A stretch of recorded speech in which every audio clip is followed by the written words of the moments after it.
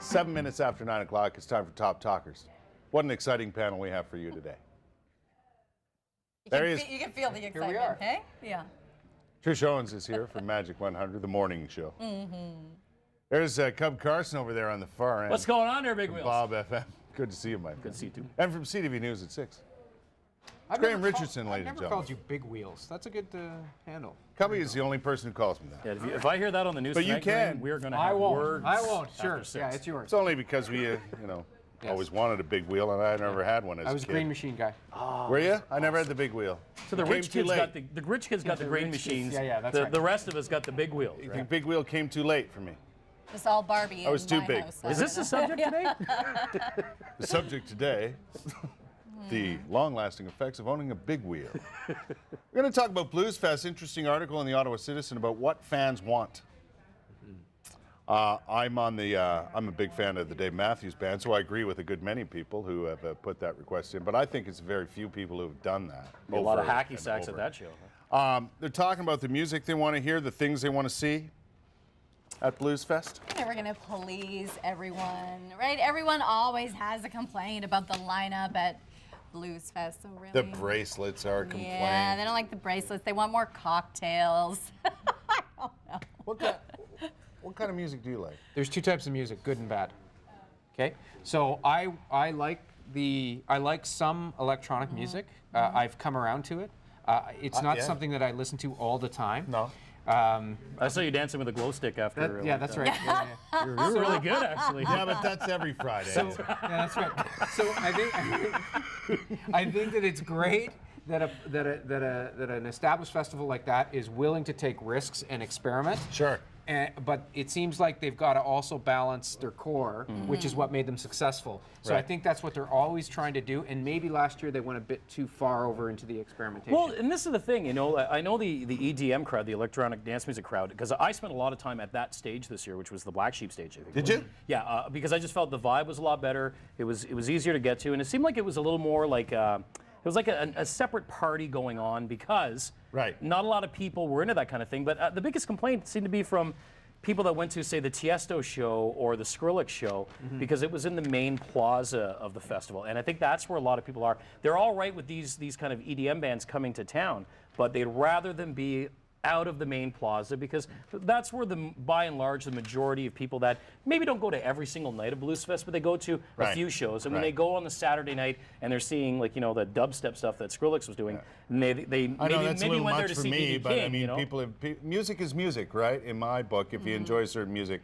And I'm so glad Cub explained what EDM was because I had no idea, to be honest with you. Yeah, no, me neither. What do you like, Trisha Owens? What do you like? You know what? I enjoy Bluesfest, but I like typically the side stage performers. Huey Lewis and the News has been here. I went when Percy Sledge was performing, Etta James. That's the kind of stuff that I like to see at Bluesfest, but I guess I'm not what they're targeting. It's nice to see arguments other than, well, why are you still calling it Bluesfest? When it's not blues. It's been around for a long time. I know, and I argued that myself for a while, but you know what? It is what it is. It's but do you go to Lollapalooza and complain about not enough Lolla or not enough Palooza? You know what I mean? I always complain about not enough Palooza wherever I am. The other thing about that stage too, that's my favorite stage by the river there, behind the War Museum. Yeah, that's and nice. You're right.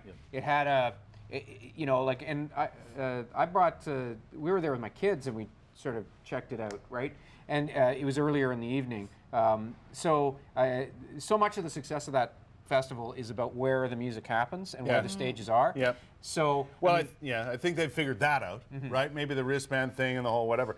Interesting comments, and one of them comes to my mind. As I mentioned, I'm a Dave Matthews fan. I've been to a lot of Dave Matthews concerts in a short time, and I'd love to see him come for Bluesfest. But I mean, here's what. The Dave Matthews Band represents everything the Bluesfest is looking for. There's no reason why Monahan can't make this happen. The longer wait, yada, yada, yada. I think people should understand that it's Mark Monahan and his team, like, it's not just them. Like, Dave Matthews is not sitting there going, I hope they call me. As soon as Mark Monahan calls, we're coming. I'm waiting for the phone to ring. There's a lot of factors at play as to who comes and who doesn't, and when they come and all that. But when you make the choice to book Kiss right? Yeah. You're going, or a band that's, or Iron Maiden one year, right? Iron Migraine. I got one of those after watching. Yeah. So if you're gonna make a choice called Bluesfest and book Iron Maiden, you're gonna attract that kind of, well, if you did that, why wouldn't you do this? Because this fits better with your brand.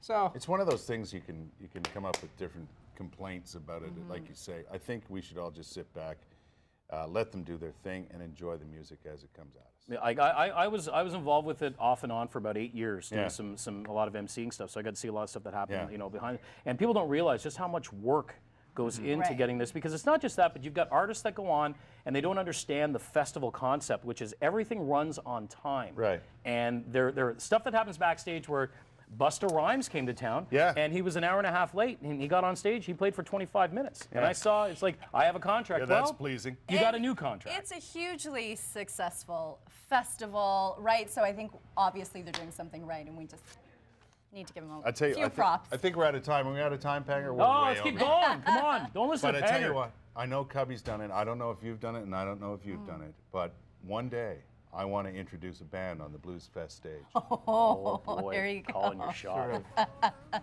suggesting out there publicly that you. I'm throwing it out there. Get your own TV show first, and then we can get into that.